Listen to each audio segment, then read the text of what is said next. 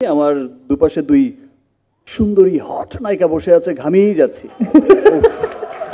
আসলে একজন বিখ্যাত মানুষ বলে গেছিলেন, যে কোনো একটা সফলতার সাথে সাথে একটা কালো ছায়াও কিন্তু চলতে থাকে। কালো ছায়াটা সেই সফলতাকে গ্রাস করতে চায়, কিন্তু ফাইনালি গিয়ে আর পারে না। তো তুফানের যে স্টোরিটা এমন হয়েছে, কালো ছায়া চলেছে সাথে সাথে, হয়তো চলবে আরো, কিন্তু আজকের এই তুফান কেন, ইনশাল্লাহ আমি যতদিন ভালো সিনেমা করব, আমি আমার সিনেমাকে বুঝেই করব, আমার দেশের পক্ষের সিনেমা, আমার বাঙালির পক্ষের সিনেমা, বাংলা সিনেমার উন্নয়নের জন্য সিনেমা করব, আমি কোনো কালো ছায়ার জন্য সিনেমা করব না। আর সেই ভাইবটা আমি কিন্তু এবার কোশ্চেনে আসে, অ্যান্সারে আসে, সেই ভাইবটা কিন্তু আপনারা দেখেছেন, আমি একটু আগেও বলেছি, টিজার রিলিজের পর, ট্রেলার রিলিজের পর, this is the first time সেটার রিভিউ করছে বাঙালির বাইরে গিয়ে ইংলিশরা, যেটা রিভিউ করছে আমেরিকানরা, হোয়াইটরা, অস্ট্রেলিয়ান হোয়াইটরা, জার্মান হোয়াইটরা।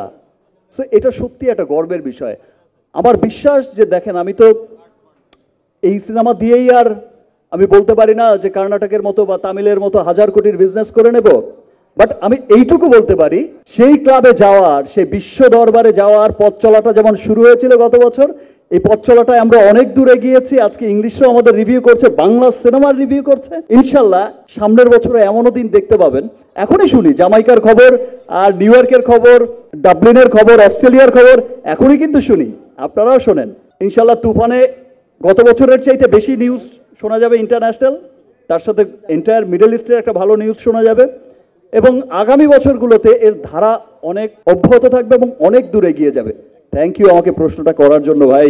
আর চঞ্চল ভাইকে নিয়ে, চঞ্চল ভাইয়ের সাথে আমার একটা আলাদা বন্ধুত্ব আছে, যেটা আজকে থেকে নয়, আমাদের দেখা, আমাদের আড্ডা, সে কিন্তু অনেক বছর ধরেই, অনেক বছর আগে থেকে আমরা সবসময় কিন্তু চাইতাম যে আমরা একসাথে কাজ করি, এবং আমরা সবসময় চাই যে বাংলা সিনেমার কত, চঞ্চল ভাই কিন্তু মনে প্রাণে চেষ্টা করে যায় যে কত একটা ভালো সিনেমা মানুষকে উপহার দেবে, দর্শকদের উপহার দেবে, দেশ বিদেশ থেকে তার সুনাম করবে। আজকে যখন পদাতিকের ট্রেলার দেখেছি, আমার এত ভালো লেগেছে।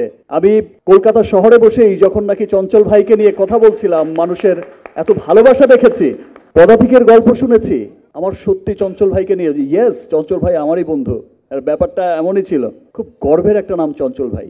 আর চঞ্চল ভাই ব্যাপারটা কিন্তু আমি তো শুরুতেই ধন্যবাদ দিয়েছি, এবং এই যে বোঝা যে আমরা একসাথে কাজ করে, একসাথে কাঁধে কাঁধ মিলিয়েই আমাদের সিনেমাকে এগোতে হবে। রাফি বলল যে এটা অনেক আর্টিস্টই বুঝতে চায় না, সত্যি তাই। থ্যাংক ইউ চঞ্চল ভাই, এগেইন থ্যাংকস।